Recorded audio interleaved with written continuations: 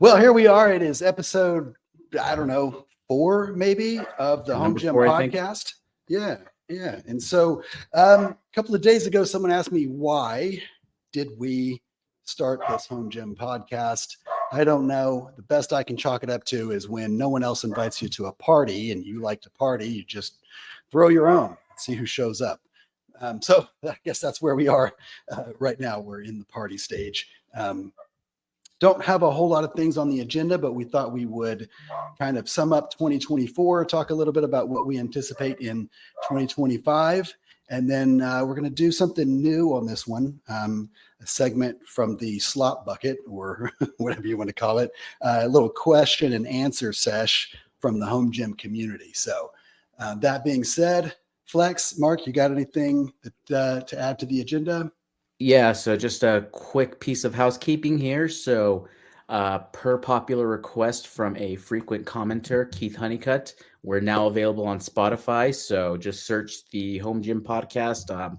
I'll try to link these up here in the description also directly to the Spotify episode. So if you do not have YouTube Premium and you can't listen to these without the video, there's an option for you. So that's all I had for housekeeping. Awesome. I tried to log into, I have a Spotify. I know because I can like use it in my car. I couldn't figure out how to log in on. I don't know what I'm logging, how I log into it in my car, but I can't get it on my phone.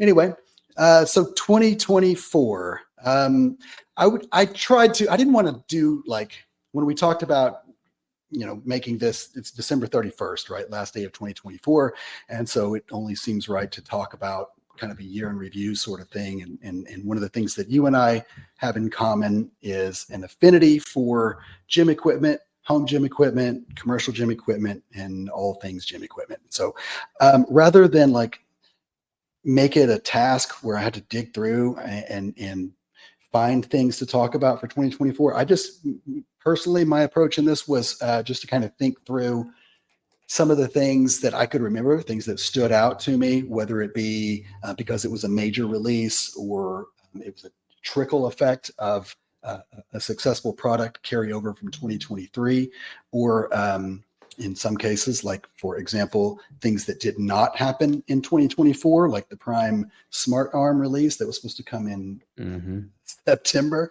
I'm not September, but summer, I guess, 2024, and got pushed back indefinitely. And now sometimes I get the impression that I might be annoying them whenever I talk about it after, they annoyed us for 2 years with teasers and stuff, and whatever.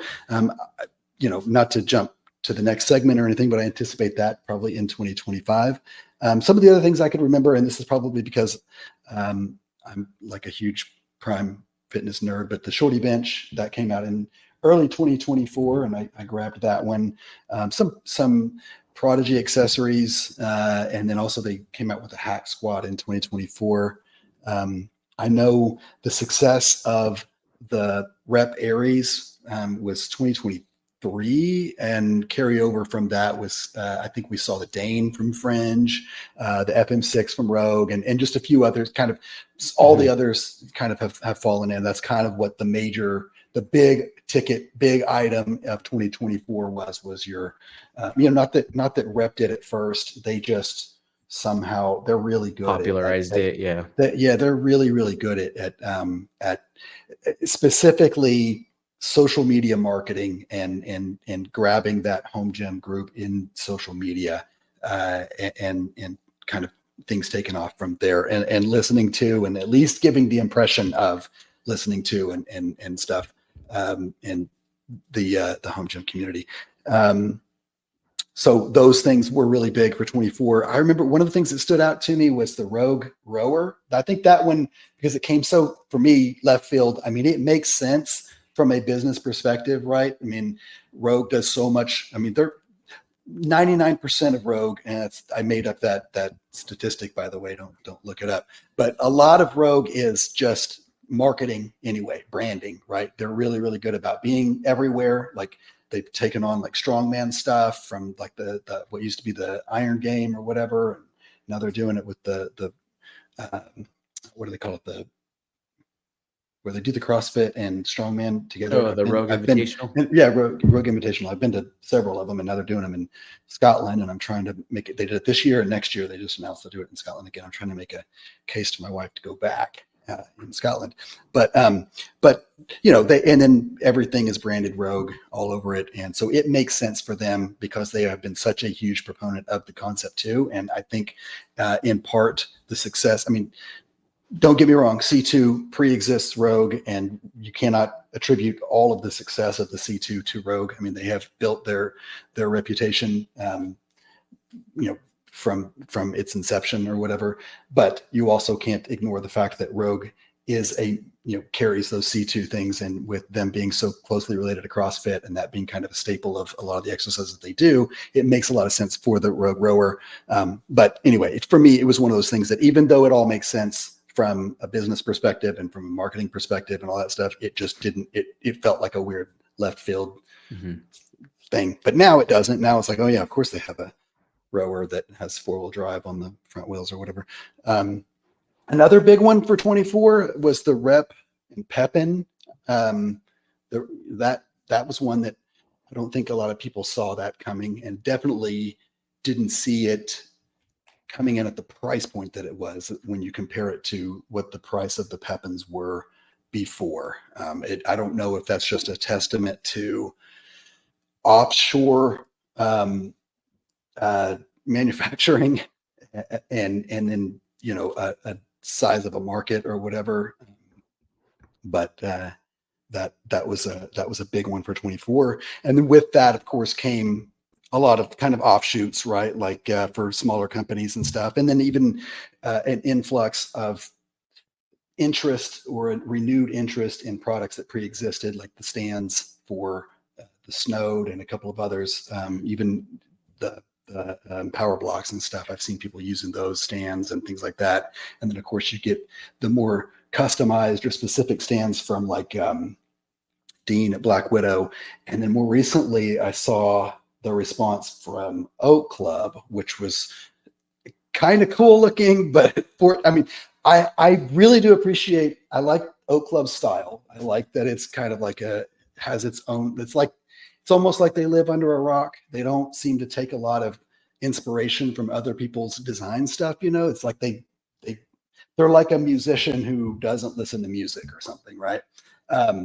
But they absolutely have it's like no fucks given whenever it comes to pricing stuff. They don't put it together and say, does this make sense? They just weed people out by dropping $1,400. There's probably, for all I know, it's such a small company that it really does cost. There's probably a very low margin for them. You know what I mean? And they're like, if we're going to make it, this is what's going to cost. Where a lot of other companies would say, this isn't feasible. There's not enough, meat on this bone or whatever. But they just drop it, and if you want it, you pay for it, and that's that. And I do appreciate that about Oak Club, even though I don't even know if I say I because I have been known to drop some coin on some of the most ridiculous home gym items.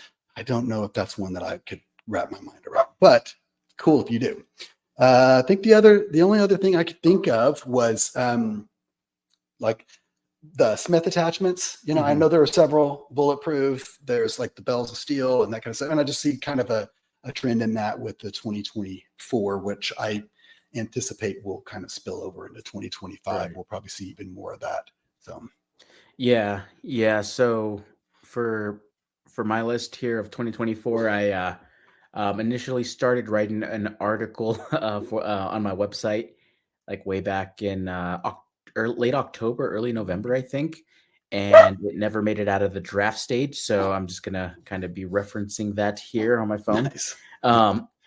So in terms of like newer products, like things that I think kind of really made an impact here in 2024. Obviously, it's the cable systems.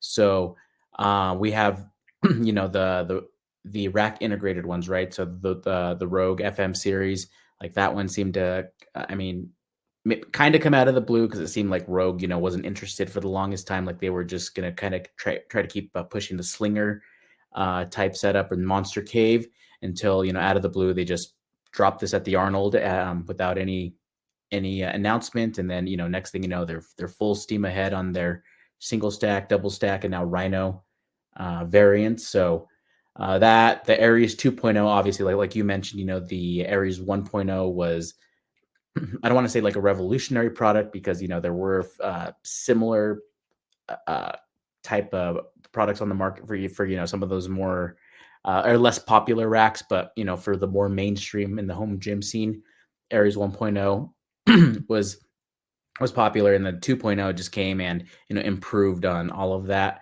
And then then you had like the Dane.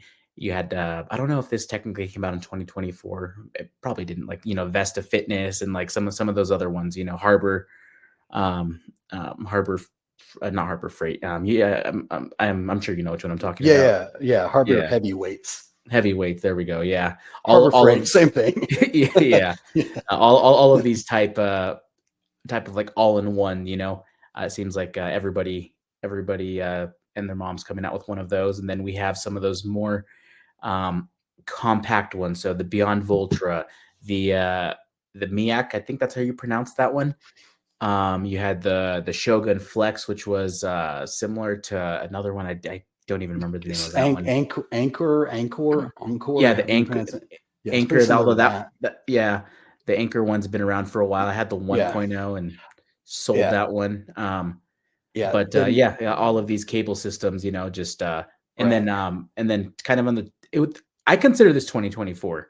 It was on the very tail end of 2023 where they kind of started shipping early pre-orders, and then in 2024 they went all in, Dialed Motion. That was like really late last year, early this year, where they kind of really went from concept to actual, into people's hands. So I'm considering it 2024. But yeah, I mean, what they did was really cool. Also very minimalist setup, relatively low cost compared to the integrated ones, like the Aries and all of those, and not really intrusive either, and just super refined. So it was just the year of the cable setups in my opinion here. Yeah. And for me, it's pretty exciting. I mean, I feel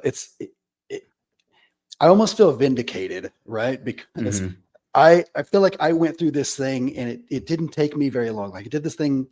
I started my home gym. I bought a bunch of weights and barbells and things like that. And I did kind of like, I had the slinger. Like at first I was like, I need a lat pull down and a low row. That's all I really need. That's be good enough or whatever. And kind of went through this whole thing where I was like, man, I really miss having like a good cable system. And at the time, the only thing that was available that I saw was like the Prime. And it was so far out of the budget that I was going to allow myself to spend at the time on the gym stuff. And then it's also different when you're trying to build everything from like scratch, just everything's so freaking expensive. And it just, you want to try to get as much as you can and squeeze and whatever. So anyway, I did try the best I could to create that cable system thing out of like the Rogue Slinger. I had 2 of those on my Rogue 6-post Rogue rack thing. And it never really quite worked out. But it did kind of reiterate what I suspected from having been at the commercial gym forever.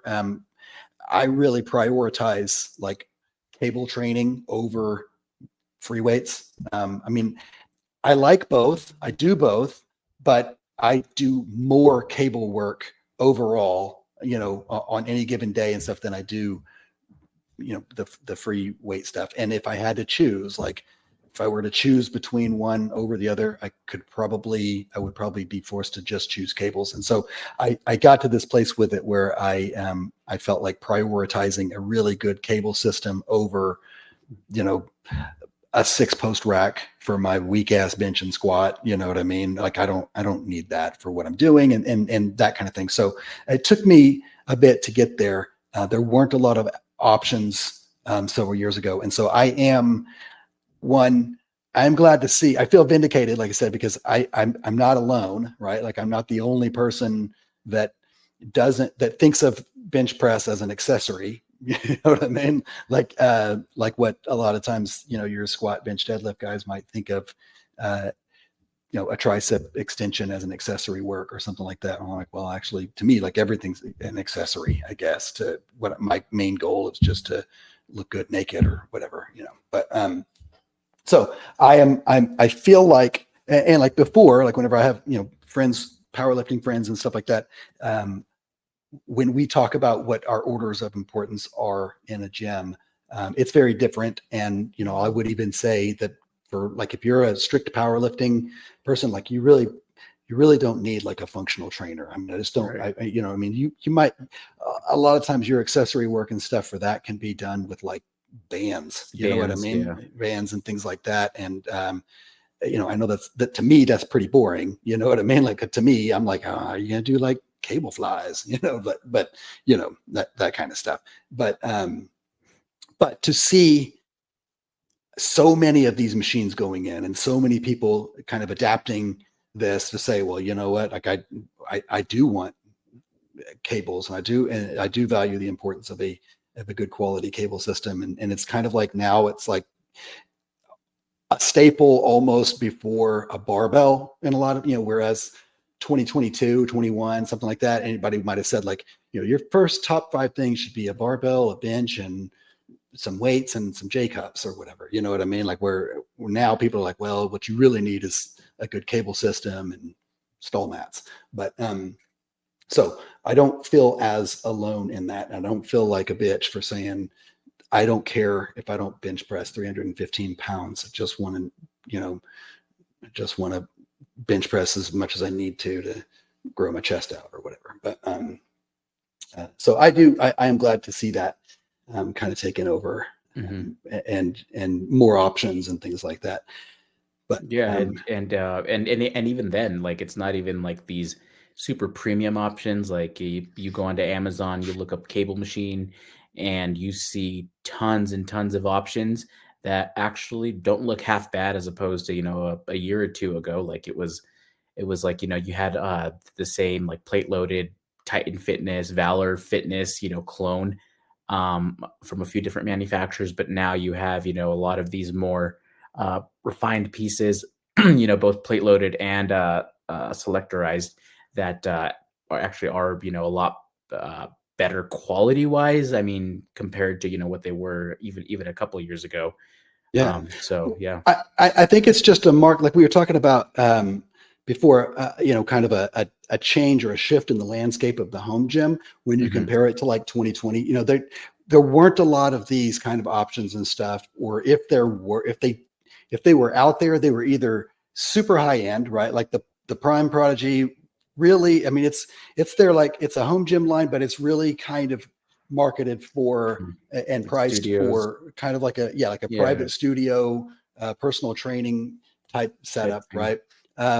There was either like that type of thing or super low end Marcy, like, sorry, but you know what I mean? Like one of the all-in-one Bowflex or whatever, kind of like what you would have thought of as a home gym before, what our current paradigm looks like. But I think what we see today in there, and the shift from before, home gyms before, in my mind, were kind of reserved for like two types of people, right? They were like, in our demographic, would have been more like powerlifting type. There's just when it comes to like powerlifting specific gyms versus like your dad bod gym, I think that you see probably, at least in my area, there are probably 20 regular commercial gyms to any one powerlifting gym, right? And so I think powerlifting in a home gym has been pretty much,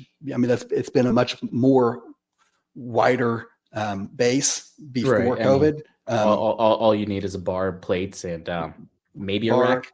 Bar, plates, a rack. A lot of times, like, true powerlifting isn't really.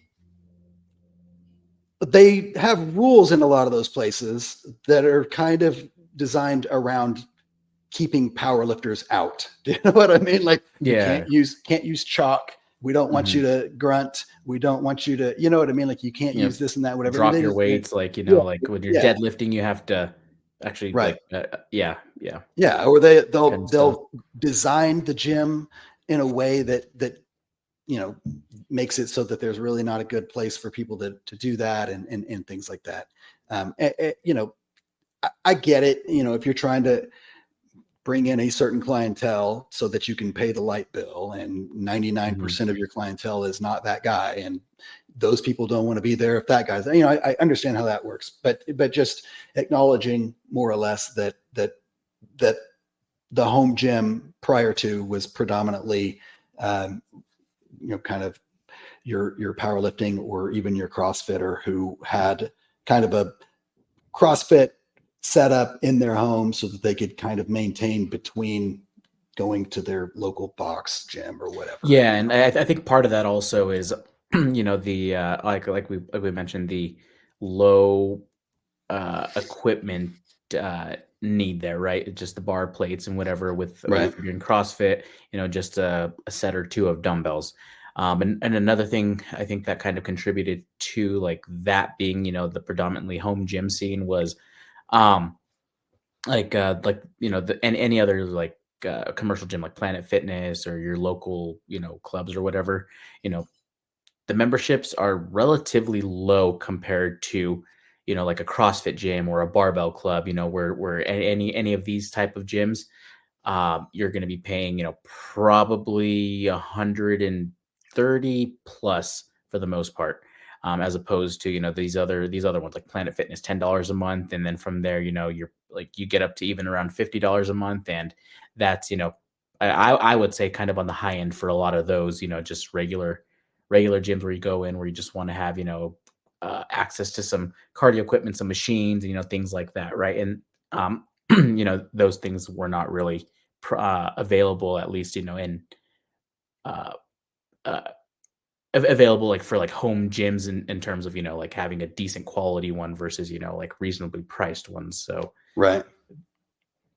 Yeah. Yeah. And so that being said, it's seeing how the lands, I do think COVID bringing a lot of people home, a lot of people adopting kind of more, a lot of people transitioning from the commercial gym, building home gyms into what they want, appreciating just having the privacy of your own stuff in there, right? The not waiting, you see, especially around this time of year, people start talking about, like your New Year's resolutionists and the gyms being filled with noobs and all that kind of stuff. And just, the appreciation for a home gym and not having to deal with that stuff, not having to wait for machines, not having to, this just all the kind of negative sides of the, the naked dudes in the locker room. They're, it's always, I don't know what happens when you hit 60, but evidently you go hang out in locker rooms, balls out.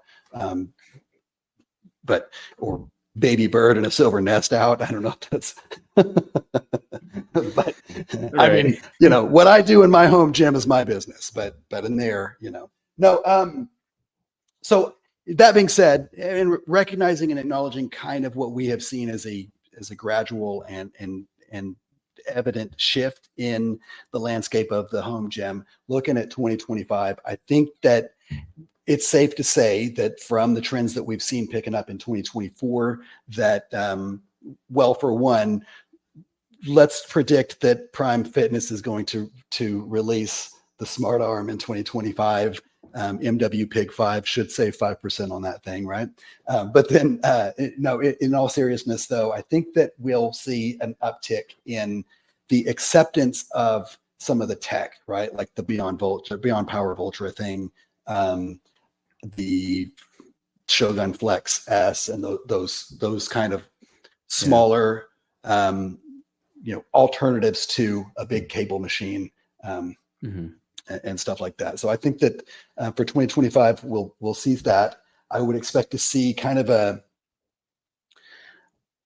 continuation of, I'm trying to think of what some of the, I don't, I mean, I guess while you think of that, I can interject here. So, I mean, kind of piggybacking to what we were talking about before, like the equipment quality for what was available in the home gym before, when it came to like, comparable stuff that you'd find in commercial gyms in 2025, I think that's going to kind of continue to carry over with companies, starting to come out with more machine type stuff that's higher quality than just that, like those really cheap options that have been around forever, right? So you see like Bells of Steel, Titan, and supposedly Rogue, or sorry, Rep, working on their leg extension, leg curl machines, right? That are going to integrate with either have the standalone stacks or integrate with their rack systems, right?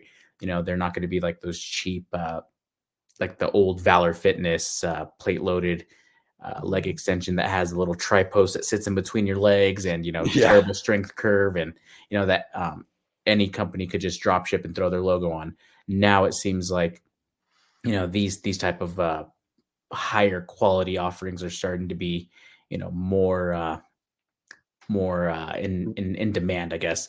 And I think also with like Temple of Gains, like that company, like their stuff seems to be super high quality, and it seems to be relatively reasonably priced, compared to the super high end commercial versions. Like these are all very specialty machines, and they're they seem to be doing well, at least. It seems like starting to see more and more of their like their pendulum squat, their but I don't even know what their other machine is, what it's called, but seeing quite a few people pick those up.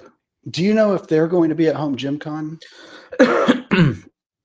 I think they are. I think if I think I remember seeing them on the graphic. There's like 103 or 105 companies, and I can't keep up with them. But that is one company that I've been really interested in trying some of their stuff, even though I don't have room for it, and I'm not getting rid of my Prime machines for it. But I would really like to know.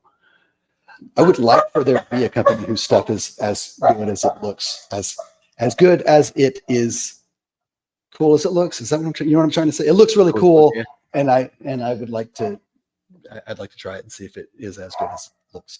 But yeah, I'm with you on that continuation of what we've seen as an evolving. I've always, oh my God, dude, can you hear my dog just going eat shit? This is my life. She just barks at the wind. Love you. Anyway, I think that it'll be a continuation of kind of the increase in going from what we've historically known or thought of as the home gym to kind of my little mini private commercial gyms. Like I said, I've always self-identified as a displaced commercial gymmer, which is, kind of the moniker man who parks in gym or whatever has to do with that. It's not really that I'm in a home gym, is that I have my home built around a gym kind of a thing. But yeah, I do feel like we'll definitely see some of that in addition to the acceptance of the stuff like the tech. Is there anything specific other than the Prime smart arm that you're specifically looking forward to, like that's already been announced or kind of teased? They don't announce or tease. Well, they have the their pendulum squat. Well, I guess like anything else, like that's out there that maybe you might not even be interested in, but you're like, oh yeah, that looks cool. I want to see like how that turns out. I haven't seen anything, but I've been in this place for a long time with my gym and the stuff that's in it and everything, where I really am like, I've been content with the things that I have. I have these invasive thoughts from time to time about like, oh, maybe I should like sell this and replace it with, like sell my leg press and replace it with something else. But whenever I really put it to paper, I'm like, it in no way whatsoever would it's not that it even has to make sense, but it doesn't even have to make enough like want sense to make me actually act on that stuff. And I feel a little bit strange sometimes because I'm so, I don't know how the guys, I mean, I'm guessing that the like social media influencers and stuff who just keep up and stay up with all the things that are coming out all the time and things like that. I guess they are able to do that because it's their job, you know what I mean? Like, but for me, like an end user, I don't get that excited about a lot of those kind of things enough to even pay that much attention to know like what is set to come out in 25, other than like that, that the smart arm thing, I was excited. This is like carryover excitement from last year. And it's even then it took me a minute even with that to get to it, because I was like, I don't really need, one of the major selling points on it is the leg extension, leg curl you have the full thing on blown it, which machine I have. already, right? I'm not replacing my machine with it. I do want to know how it compares, and so, but it also does a like a bicep and tricep thing, and that old Strive plate loaded bicep machine, if you've ever used it, it's got the three. Right. It's called the smart lever or whatever when it's on the machines, but you can change the resistance profile so it'll hit your bicep like at the beginning or the middle or the end range. And that, I mean, when I was going to a gym in Tahlequah, whenever I was in college 25 years ago, they had one of those machines, and it was hands down, I didn't know anything about machines or anything. I just know that one was incredible. And so I'm super excited for that, even without like the back extension and the ab crunch thing. So if I can, I mean, I won't pay extra for the leg stuff since I don't need it. If I could get it in my possession, I would absolutely. I mean, I would really love to do a real comparison between how does that feel versus the other, and pray to God that it doesn't feel as good or better. You know what I mean? Like, because that would be a huge disappointment, and hit to or blow to the ego, I guess. But no, I guess I've been pretty content with the things, the gym that I've built. It's so specific to my own personal needs and stuff that there's really, and I don't have room for anything else. You know what I mean? Like if I had room for things, I mean, I'm not parking my car outside. I love I've got a mini split in there, and it stays pretty consistent in temperature all year round. And I sometimes, like, I'll get the car out, I go pick up my daughter and get back, and I don't even get out of the car, and I don't know if it's 108 degrees outside or if it's 6 degrees outside, because I don't experience weather. You know what I mean? Like, that's pretty sweet. I mean, if nothing else, as soon as we put that thing in, that's what I told my wife. I was like, I'm never going to live in a home that doesn't have one of these in the garage anymore. Like, even if I don't use the garage for anything, like, why didn't we do this sooner? This was, right. It like opens up a whole, however many square feet to the house. It's like adds another wing of usable, livable space. It's just, anyway, so a little tangent on that.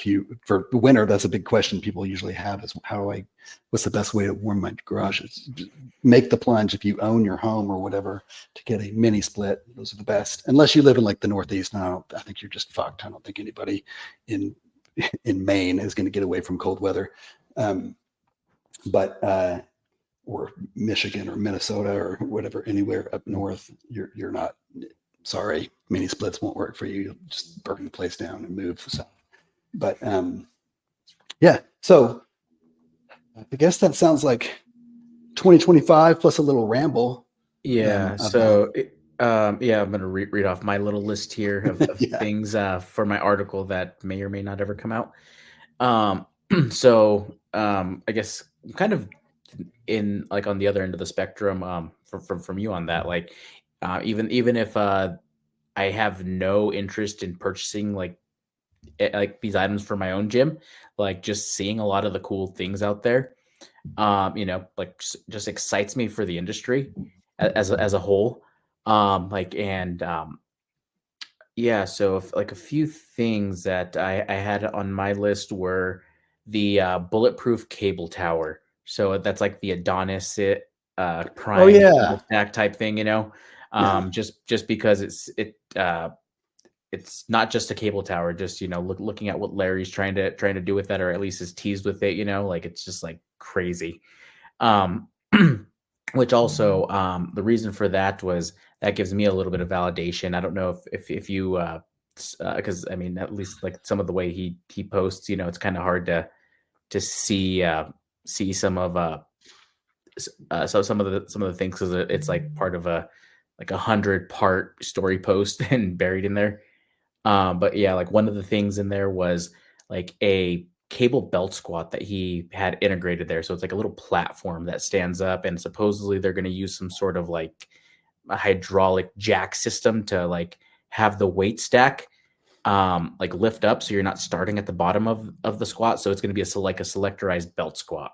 So that I actually pitched that idea to Rep, like with their Adonis, like kind of around when Rogue was announcing their Adonis esque, I don't even know what it's called, cable tower. And like I was like, yeah, if you guys could figure out a way to you do some sort of jack, integrate a belt squat, differentiate it from Rogues, especially because they basically priced it the same as the Adonis. I was like, I feel like that'd be a good way to do this, and they're like, oh yeah, maybe, just kind of like whatever, not kind of brushing it to the side. So seeing that Larry's actually going to, at least trying to do something like that. And I saw quite a few people excited about that, like in the comments section. So it's like, okay, if that comes to be, it's a little extra validation there. So the cable tower, 1.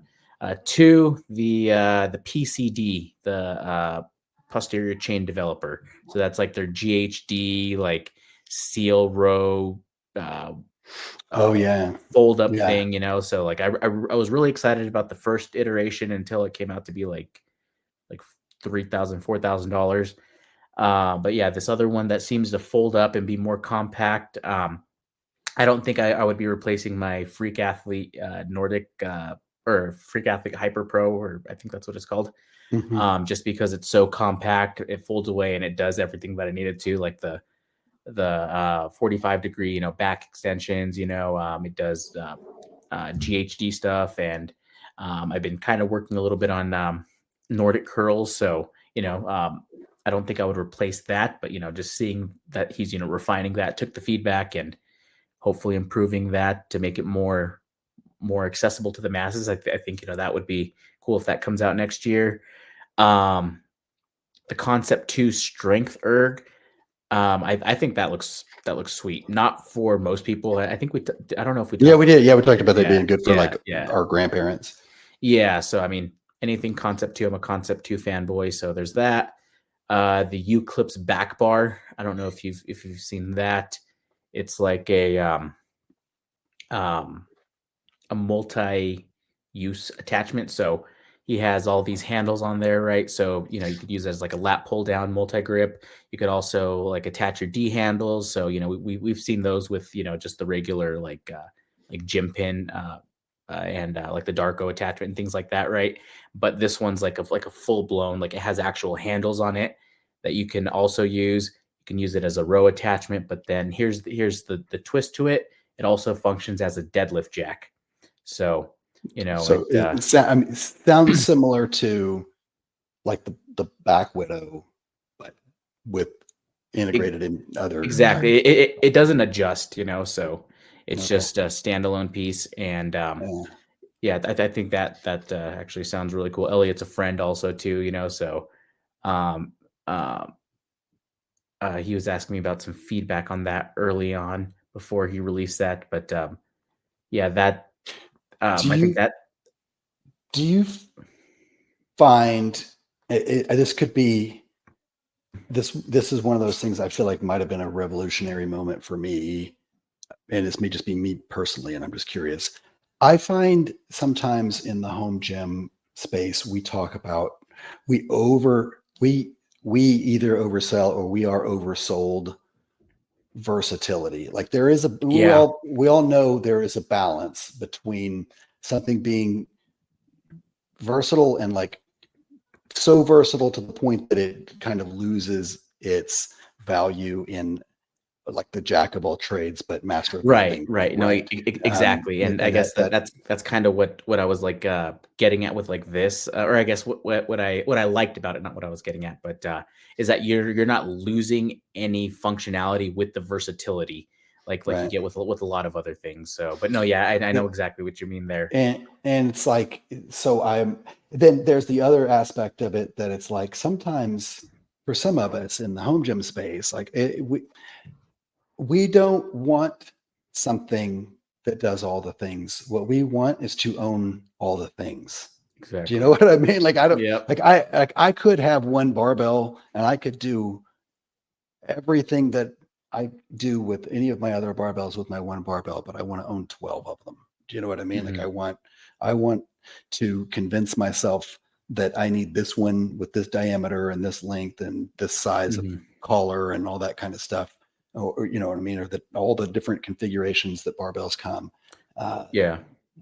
And the same concept with even all the other things. Like, you know, I think it's good in theory, and I think it's really good for like marketing stuff because people think like, oh, I don't have room, you know, for 17 different grips, but really, you know, at the end of the day, like you're going to end up buying them anyway or whatever. So I don't know, you know, that sounds, just when you describe it to me, and maybe it's because my mind is already spinning because we're talking about Bulletproof, and nothing against them, and I know the market that they serve and all that stuff. But sometimes whenever I see, when you're asking me if I ever see their post or their stuff or whatever, I haven't paid attention enough to notice that he does these like 18-part stories or whatever. But I have noticed or paid attention enough to see that sometimes he'll drop these renders of things that just immediately, like every bit of my oppositional defiance is triggered, and I just want to turn, like, shut my screen down and walk away before I say things I can't take back about these crazy arm looking thing. You know what I mean? It's just like way too much going on. And like, I think even with that the arm ones. Yeah. The arm one. Like, And I know exactly what you're talking. Yeah. It looks like something from a virtual reality video game or something. And, but yeah, I just, anyway, I just was thinking about that when you were talking. No. Yeah. And I think some of that like kind of goes back to also like your specific training styles, right? So like me, I'm not really a big machine guy. I mean, ideally, like in a perfect world, yeah, I would love to have, you know, all of these dedicated machines, but that's like, I've been more of like powerlifting, you know, type training, or just, you know, with free weights. So like the machines, like having something that is, you know, kind of a smaller footprint that can do quite a few things, you know, like the isolator, you know, that was like a godsend for me, because, you know, I am able to do all those things. I can just kind of like, even though now I have a dedicated, you know, rack for that, you know, which probably takes the exact same space as a leg extension leg curl, you know, but, you know, didn't have to worry about, you know, bringing that massive thing down to the basement, you know, like things like that, you know. You know, like for me, you know, that type of thing, you know, is great, you know. But then also with like those arm type things, I have no interest in any of those. Like I don't like lever arms. I don't like, you know, it just, you know, there's no interest in me. And then like seeing how crazy and intense like those would be to set up, just like it's like an instant. They're like owning a boat is how it was for me. Like everything I did, I just pumped more and more money into my lever arms in an attempt to make them something that they would never be. Right. I had them before the Vendetta adapters came to life and stuff and all that. So my experience may be a little skewed, but I'm so like traumatized by that, and I still, even with that, like it's maybe a little bit faster, but it's still going to be, they're good for, you know, presses, and they're good for like trap bar shrug style deadlift and things like that. But like aside from that, like there's just not a lot of utility for me for the cost of them. So I was doing things like buying additional handles or replacing the handles on mine with like knurled and, you know, all this kind of stuff, just to try to make myself like, maybe if I dump so much money into them, I will like them or something, you know. But one of the things that's interesting here, and this is kind of a fundamental or core difference, I think, between you and I, whenever it comes to equipment procurement or building our home gym stuff, is like you said, and you mentioned the Hyper Bench Pro thing, that I think you even asked if that's what it's called, but you know, your freak athlete thing, that I would rather have one machine that takes up all the floor space that does one thing really, really well than, you know, 5 machines that do mediocre, or one small machine that does 5 things not as well as the one. You know what I mean? Like, and I think that is something I've recognized in myself. Maybe it's a waste of space or whatever, but if I'm using a machine that doesn't fulfill its purpose the way that I believe it should, it'll just drive me to replace it with, you know what I mean? And so it's just this cycle thing. So. And with that, if any of those functions, were like a standalone machine with the same quality that it's out now, like that, those would be terrible. Like, sure, it's not a great GHD. It's not a great hyper back extension. It's not a great Nordic bench, But I had a dedicated GHD. Like I've had probably like 3 or 4 of them over the course of like 5 years. I think like 3 actually over the course of 5 years, just because I have them. I use them for a couple of training blocks for a while, and then it sits for a while, and I'm just like, man, size of a Mini Cooper. Yeah, exactly. It's just taking up all this space. I sell it, and then I need it again later. So like with this one, it's not the greatest quality, but I can live with the quality. When I'm using it, every couple of training blocks, I'll use it for like a month or so, and then for the GHD, but then after that I need to use the back extension exclusively, right? And then the Nordic curls, just playing around with that when I'm bored, just throwing that in, for like when I'm warming up a little bit for squats or kind of at the end, just as something to kind of try to break up the monotony, with of some of the regular things that I do, and for that, I think it's absolutely great, but even then, if you wanted to get it just for any of these one particular movements, it's not the greatest, and again, not a reverse hyper at all. So I'm going to die on the hill that nobody should ever call it a reverse hyper. Their marketing team always reaches out to me every time I post about this on Instagram. Oh, really? Well, yeah, they're always like always get stuff. Yeah, well, funny. It functions similarly. It's not going to be the pendulum stuff. And it's not. Yeah, give it a different name. Call it something else. Yeah, it's a reverse leg raise or something. It's as much of a reverse hyper as my FID bench. But anyways, but no, yeah. So Anyway, so and then the last thing I had for like the anticipated for next year, which I might try to grab some of their stuff. It depends on what they bring over. Is just ATX as a whole. So yeah, they were at Home Gym Con, and as anyone who's probably listening to this knows, they were the darling of the show. Everyone was just like, whoa, who are these guys? This equipment's awesome. It's not the same, type 3x3, 1 inch whole racks, that they're trying to, sell everyone on like everyone else is trying to do. They had a lot of unique pieces. They really focus on the home gym and small spaces. It's not everything is super overbuilt. Like it's just like like what you think of when you think of like German engineering, right? Just refined. It's just very very, I guess, not American. It's just very compact, I guess. And for home gyms, I think that's a good way to go, especially when it seems like everyone else is just trying to get bigger and bigger and bigger and more heavy duty. So with them specifically, they're like some of their belt squats. I love my Squat Max. I'm not going to replace that, but the Rhino, I love the Rhino specifically, for like belt squat marches. That's the one thing that the Squat Max can't do, and that's like my favorite thing to do, like with a belt squat. So if I could get a smaller Rhino that I could do marches on, and some of those smaller things that aren't really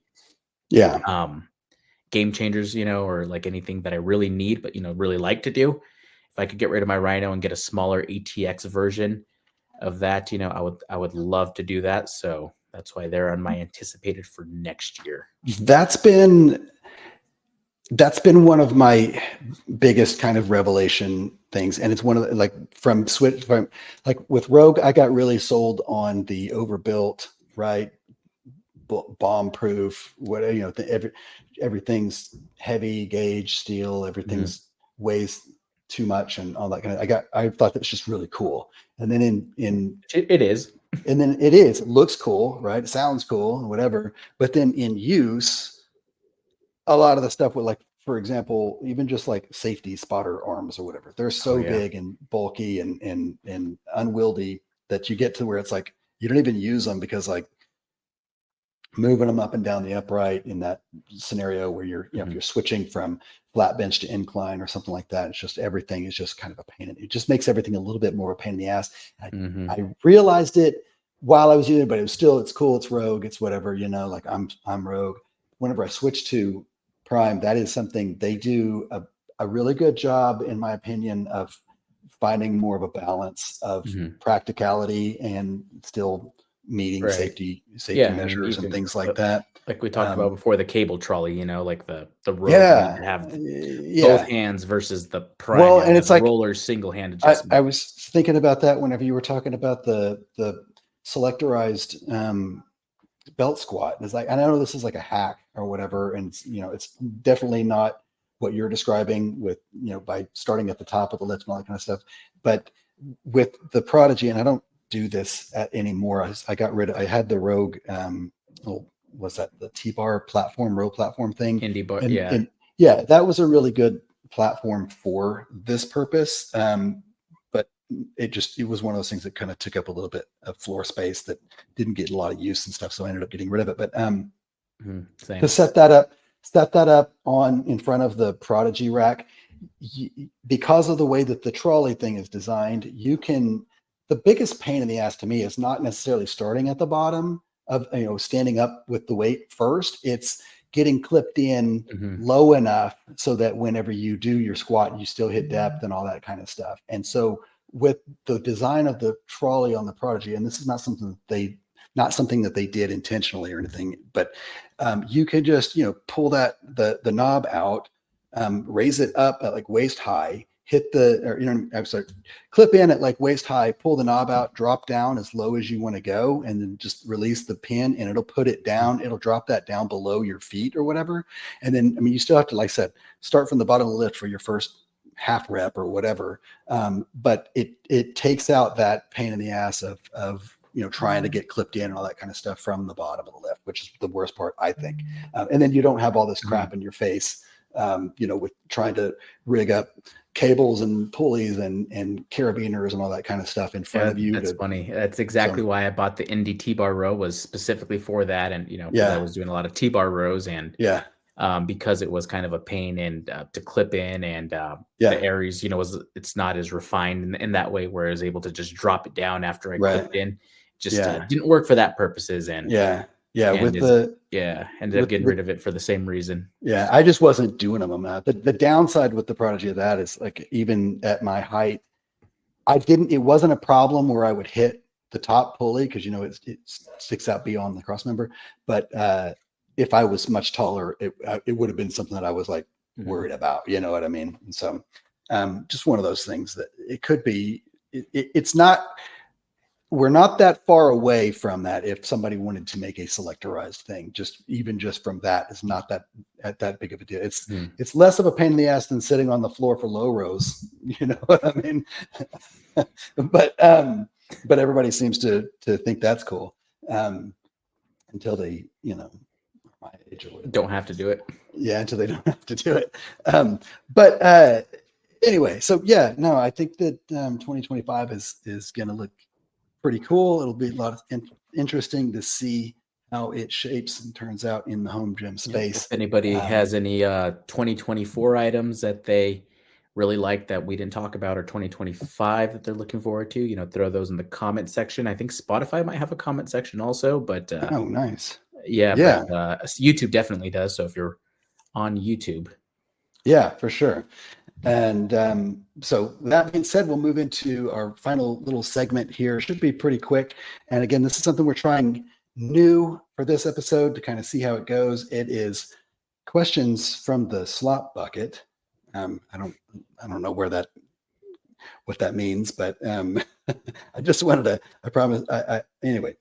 So what we've done here is kind of gone through and looked at some questions from the home gym community, and just sort of Facebook page. Semi randomly selected a couple that we thought we might talk about here. So this first one comes in from an anonymous, says, weird question. Do people share weighted vests?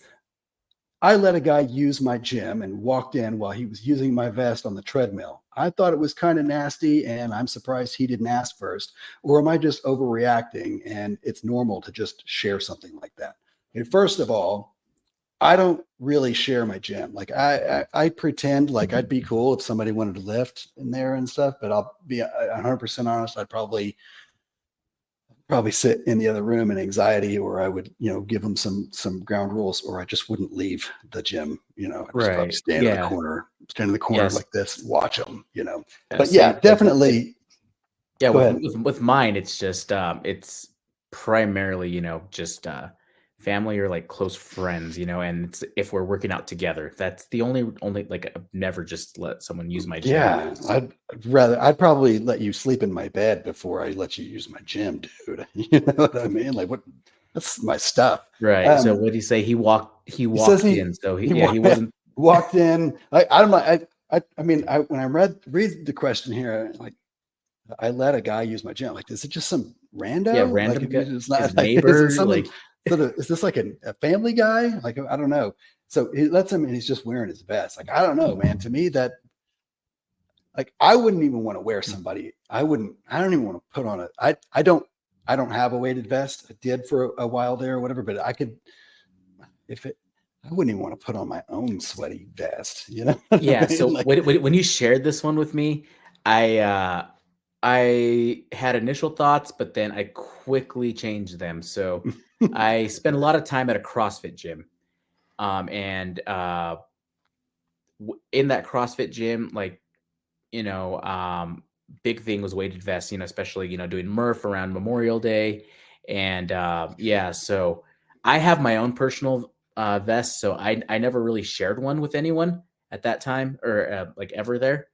But I did see quite a bit of people, sharing them, like they'd work out, they do their Murph during one time slot, then next one comes around, and they loan it out to someone else, and the community, like I think the gym might even have a couple of like weighted vests there also, at least the one that I went to.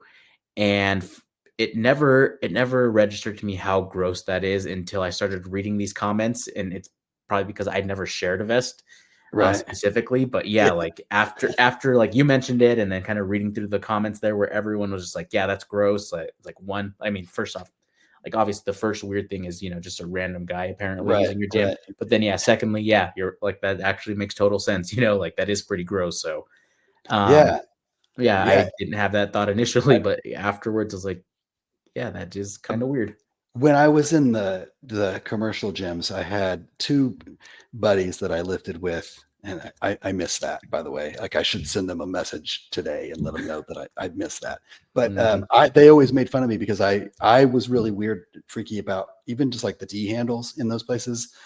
Oh, they're so gross, man. They like, I get that same, that like visceral reaction to like when you wash the dishes in the kitchen sink, and then it's time to like pull the plug, whatever, and you reach down and you have to like move that like muck that gets built in the drain. That's the same feeling I get whenever I have to wrap my hand around, like, especially the ones that have like foam or something, but any of those D handles in the gym, it's probably why I have so many handles today, is just trying to find the right one, because whatever. But yeah, that so I just can't even imagine like putting on somebody else's vest or whatever. It's like wearing somebody else's freaking underwear or something like that. Just doing it. Couldn't imagine it. But kudos to this guy for sharing his gym and his vest. Next question comes in, and I'm not going to read it. It's kind of long way. It's actually one of those that I probably would have just scrolled past because there were so many words. But this one had kind of a lot of response. Whenever I read through it, I see a lot of it is what I would consider to be passive aggressive. So it probably inspired response in that way, people coming in to defend their position or something like that on it. But essentially, he's asking whether or not people feel like they are, he uses the term brainwashed with wanting a big squat, bench, deadlift. We're pressured into planning around that kind of stuff because of online gym culture. I mean, we kind of touched on this earlier, right? I think, and so he's basically saying, I'm someone who places, my I look, my priorities are elsewhere. I don't really care about my squat, bench, deadlift, or whatever. I like to lift in this way, and I'm not whatever. But just wondered if anybody else feels like online gym culture is predominantly that. Well, I do think that that's a big part of it. And again, I think it has to do with home gyms in general. The squat, bench, deadlift stuff. I don't know. I mean, I do feel like, especially bench press, right? Bench press is one of those things that whenever I say to people, I do feel like a black sheep whenever I say bench press. I don't care how much I bench press. I don't have a goal to do this. I've benched, the most I've benched is 305, and I will tell you that whenever I get up in that range, it makes it hurts. You know what I mean? It's like, it's not even like, oh, I've got like a pain in my shoulder. I'm like I feel it in my bones. It hurts. And I'm just at a place where I'm like, I was thinking the other day, it's like, I don't know when the last time I benched more than 225. And whenever I say I bench it, like when I'm benching 220, it's not just like a single rep max. I haven't done that. And I don't even know when, probably before COVID, the 305, whenever I was chasing the 315. And even then it was because I wanted to get to that place where I could just put on 3 plates and not have to do math or find additional plates and all that kind of stuff.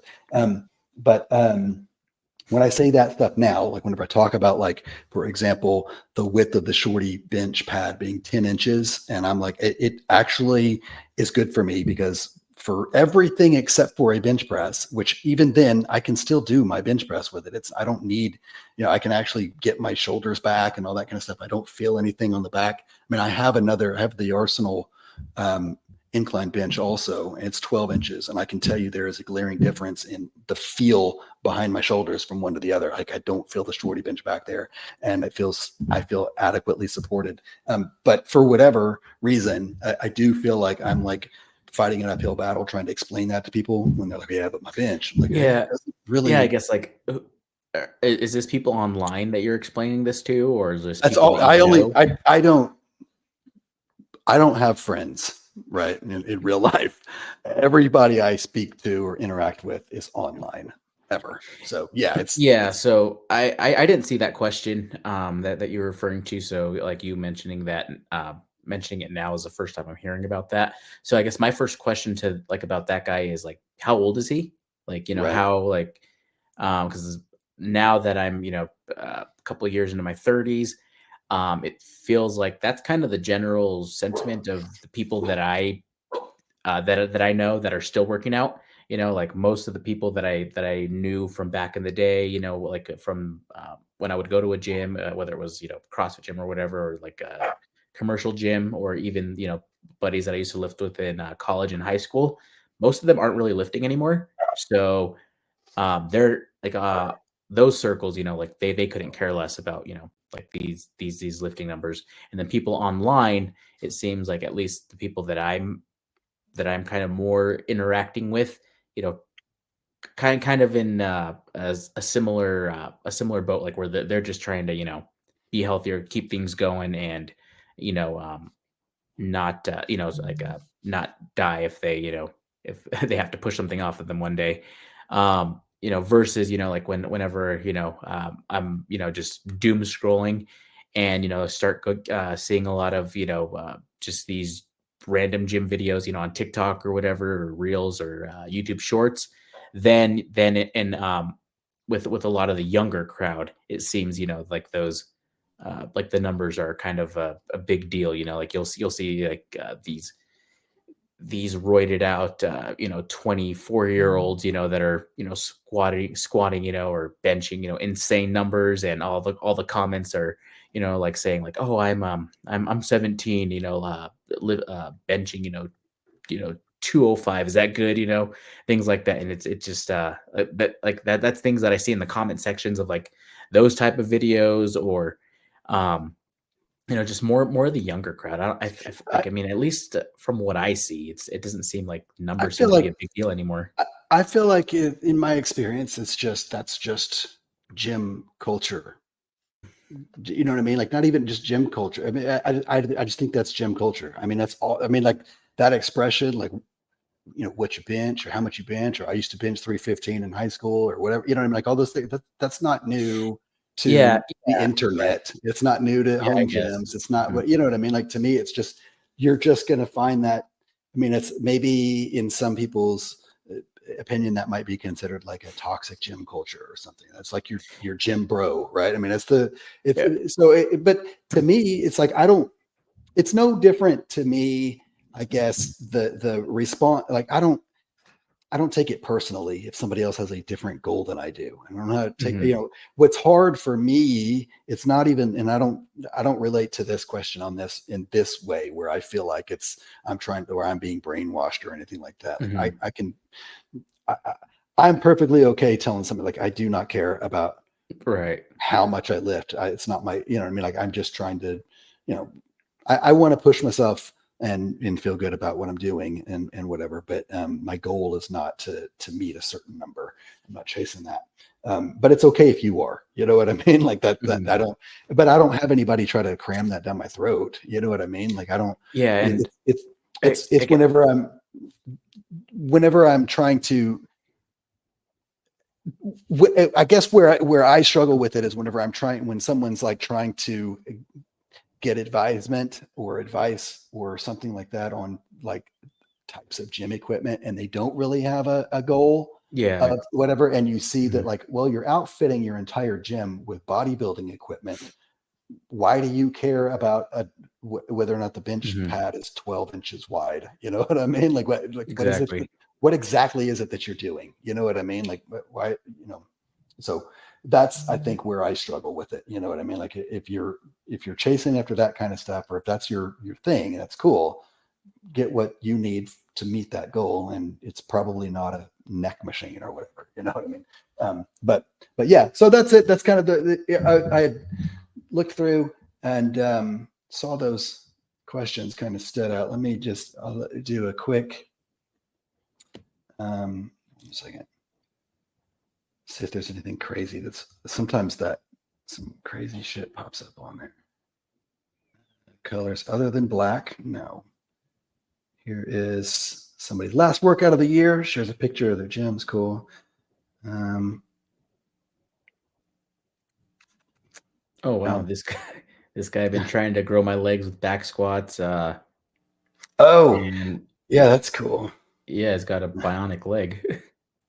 That one has a lot of engagement. Yeah. But yeah, I mean, it doesn't look like there's really anything popping. He says, my right leg seems to grow, but my left one won't grow. Any advice? His left leg is fake. That's hilarious. Yep. Man, that is a hip down replacement. Yeah, I was going to a commercial gym for a long time until the guy in the locker room tried to sell me HGH. After trying it, I discovered it doesn't work on amputated legs to grow back. Okay. That's hilarious. If this guy has no excuse for skipping leg day, I won't either from now on. Okay. Yep. All right. That's about it. I'm not really. Yeah. It's terrible podcasting right now. Just scrolling. Anything? Yeah. All right. Well, with that, let's hop off of here and we will pick up next year. Just kidding. Next year. Yep. Yeah. And check Spotify if you were annoyed that this was on YouTube. This should be up there. Probably for the one guy for Keith. So if you listened to it all the way to its end, give us a comment, Keith, because we know you're the only one listening. Or Carp's definitely. Oh yeah, Carp. Yep, he's always listening. Always the first one. Love that. Appreciate it. All right, man. Well, I will talk to you later. Be safe tonight if you leave the house. And likewise, Happy New Year to you and the family. Yep. We'll see you later, man. See you.